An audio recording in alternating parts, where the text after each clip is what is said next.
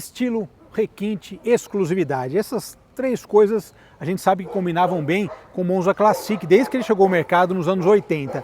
Mas no 500F isso ganhava um sabor especial. A gente já falou de 500F aqui na garagem, aquela cor preta, não só duas cores. Mas o vermelho Rhodes é um carro que eu estava atrás há algum tempo, porque ele tem um quê bastante especial e na época também muita gente gostava desse cor de vinho, inclusive para as outras versões do Monza. Saudações, pessoal! Hoje é dia de falar de Monza aqui na garagem novamente, mas um Monza 500F, um Monza Classic 500F. Lembra que a questão, acho que de um mês atrás, a gente falou de um Classic azul, carro bonito, interior azul também, que estava lá em Salto, lá da estação Raridades. Mas hoje a gente vai falar desse carro aqui, que além de ser um Monza Classic, tem todas o significado do Monza Classic, ou seja, um carro luxuoso, que tem requinte, que tem um estilo próprio. Ele é um 500F, ou seja, um carro que foi lançado no Brasil, marcando um momento muito especial da Chevrolet, primeiro GM com injeção eletrônica. A injeção eletrônica, vocês lembram que o Gol GTI começou aqui, e apesar de ser uma coisa comum lá fora, né, até as injeções mecânicas e tal, aqui, na verdade, a gente foi direto do carburador para a injeção, não teve muita transição. E é bem curioso, né, essa característica aqui do mercado nacional, por conta também daquele período todo de 76 até 90 de importações fechadas. Então toda a tecnologia que eventualmente a gente poderia ter tido aqui, até de uma injeção mecânica, ela acabou não existindo, né? Mas o Monza, claro, o carro do ano, enfim, um grande sucesso de venda, grande sonho de consumo também dos anos 80. E versão Classic, a gente já fala desses atributos e predicados que eu citei lá no começo.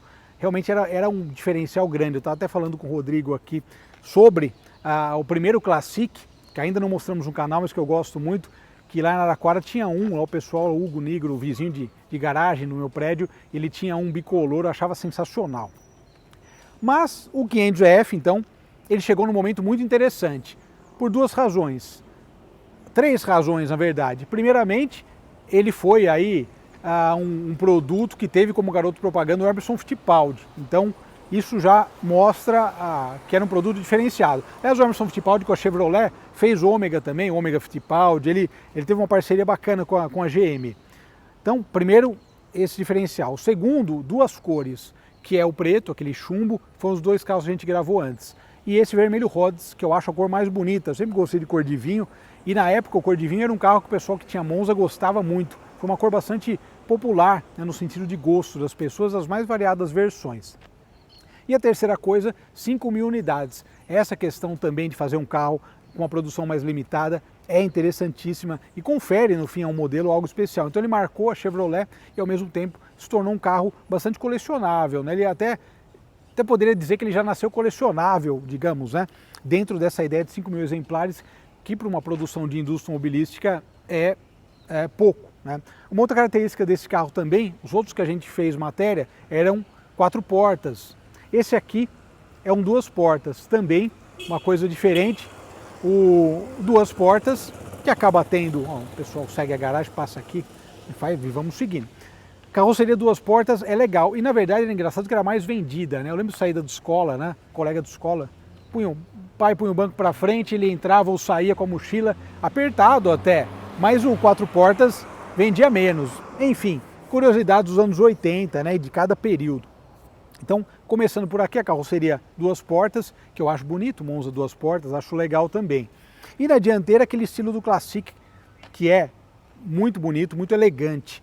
88, então, a estrelinha, a gravatinha da GM foi para cima, né? Esse carro já é 90, mas a gravatinha foi para cima, foi uma mudança, foi um facelift bem simples que eles fizeram no carro, não tinha muito o que mexer naquele período, e esse carro também tem os faróis auxiliares quadrados, eu acho bonito, né? Porque tinha, depois quando veio o Cadete e outros carros, o farol auxiliar ele era já inserido no para-choque. Esse farol auxiliar que ficava para fora, eu sempre achei legal. Roubavam muito isso na época, mas era legal, sem dúvida. Outra característica bacana da versão Classic e do 500F, essa faixinha dourada que dava um tom ainda mais especial, terminando com o 500F ali. Isso dava um charme todo especial. As famosas rodas de 13 polegadas, que a GM usou não só nesse Classic, mas também no SLE. Quando veio o Monza Tubarão, o SLE usava essas rodas. Interessante, né, essa característica. E esse borrachão, Classic SE, enfim, essas diferenças aí que faziam parte do pacote estilístico do carro.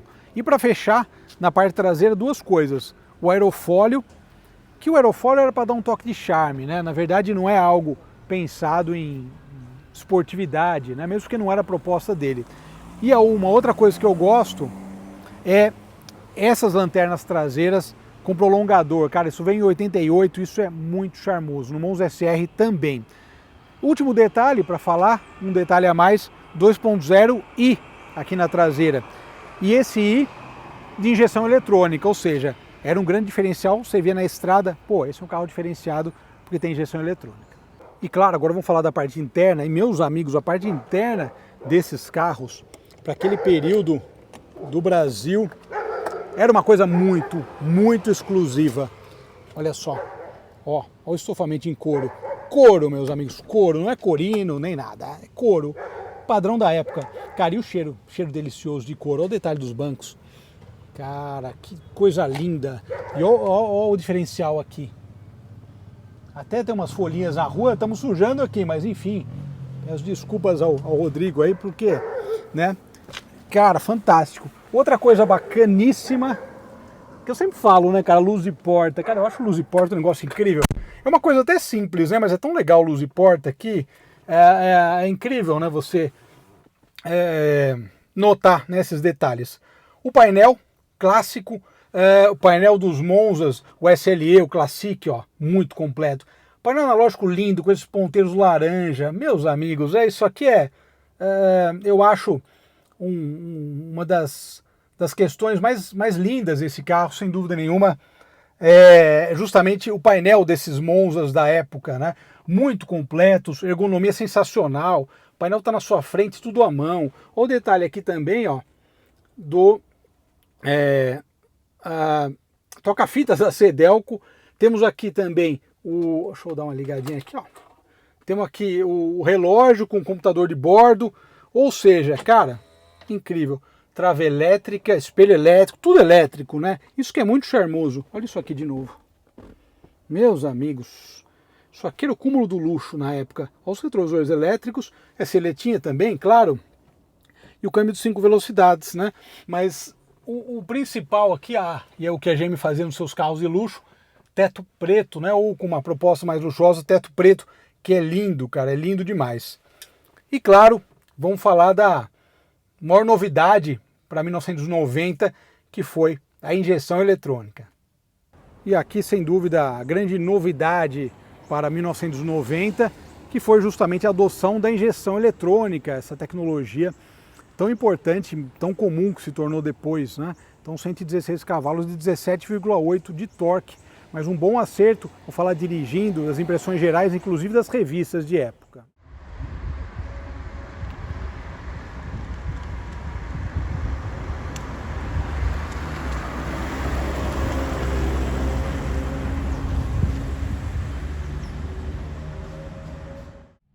Muito bem, olha só.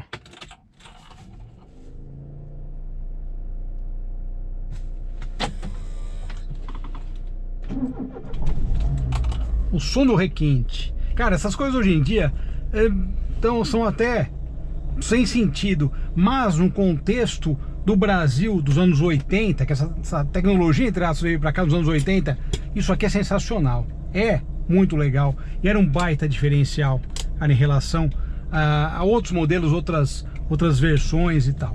Classic SE, o famoso 500EF, o Monza do Emerson Fittipaldi. Esse som de Monza, do coletor e tal, é muito próprio, né? É o que eu costumo dizer, as referências, né, que eu sempre trago aqui de infância e tal, elas são bacanas porque elas conseguem me transportar lá para os meus 7, 10 anos ou menos, né?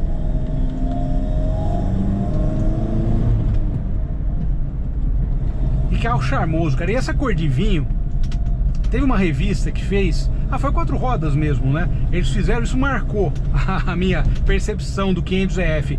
Eles fizeram os ensaios da foto, do lançamento, logo que saiu em 90. Na sequência eles fizeram uma outra matéria, com cor de vinho 4 portas.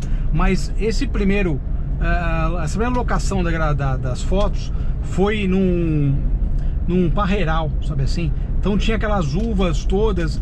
Ficou de bom gosto isso, de uma maneira tal que eu vou te falar, viu?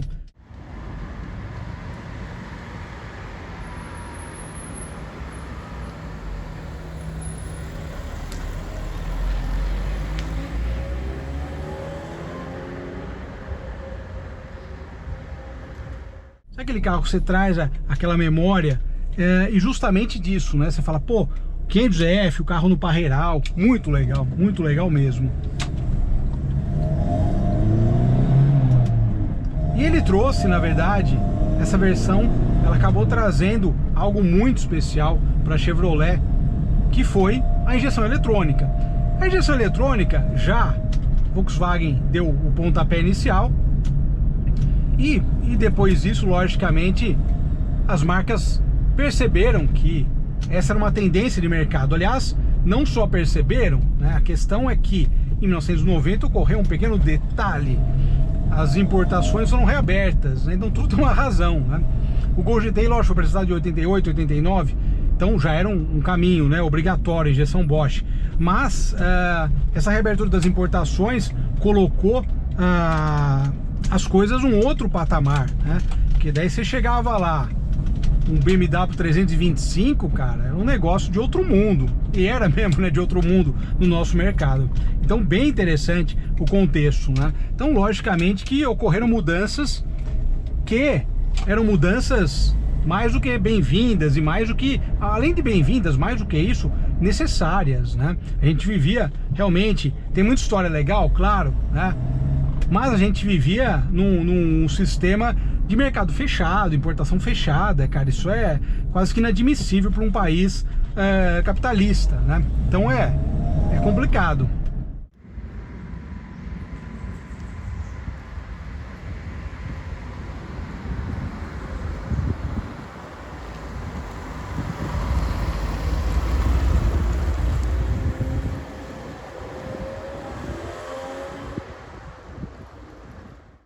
De qualquer forma, quando chegou o 500F, aí sim também a Volkswagen lançou o seu trunfo, que era o Santana EX. Confesso que eu gosto dos dois, viu? A gente fica meio, coração dá uma balançada. Apesar de gostar muito do Volkswagen, como eu comento aqui, cara, mas Monza não teve em casa, quase teve um Monza. Então os Monzas também são carros que eu gosto bastante, viu? Eu tenho um apreço especial pelos Monzas. E esse 500F dessa cor, tudo isso, né, uma soma de fatores bem interessante. Falando em desempenho, as revistas da época, falando em especial da 4 rodas, elogiou bastante o desempenho em relação à versão carburada, retomadas de velocidade, acelerações. Não que ele tenha ficado atlético, extremamente atlético, mas foi uma mudança que acabou dando essa é uma característica da injeção, eu vejo isso no Fusca mesmo. A injeção, ela acaba te dando, digamos assim, ela tirando aquelas falhas que são comuns do carburador. Às vezes um buraco em aceleração, às vezes algo desse tipo. Então a injeção limpa isso. Então você andar só com carro carburado e de repente você andar naquele mesmo carro, porém com injeção, isso acaba tendo, na verdade, um efeito muito interessante, porque, né, você está numa tecnologia, de repente você começa a usar outra, e isso tudo é um choque, digamos assim. Então a injeção eletrônica é algo sensacional, foi algo incrível nesse sentido. Por isso que o 500F, Gol GTI e tal, e o Santana Executivo tem um lugar bastante especial aí na história dos automóveis do Brasil. Mas, cara, sensacional. Vou dar mais uma voltinha, porque assim, a sensação, olha só, ó, não tem aquele joguinho que tinha no Opala, no Chevette, né, que você tem que ficar puxando a alavanca. Mas é um carro incrível, cheiro de couro, a dirigibilidade do Monza, né, esse carro tá muito bom, bem redondinho para andar. Enfim, qualidades sensacionais foram elogiadas, eu sempre elogio aqui, porque, cara, o 500F é um carro bem diferenciado realmente. É isso aí, vou dar mais uma volta. Obrigado pela audiência, um grande abraço a todos. Tchau, tchau.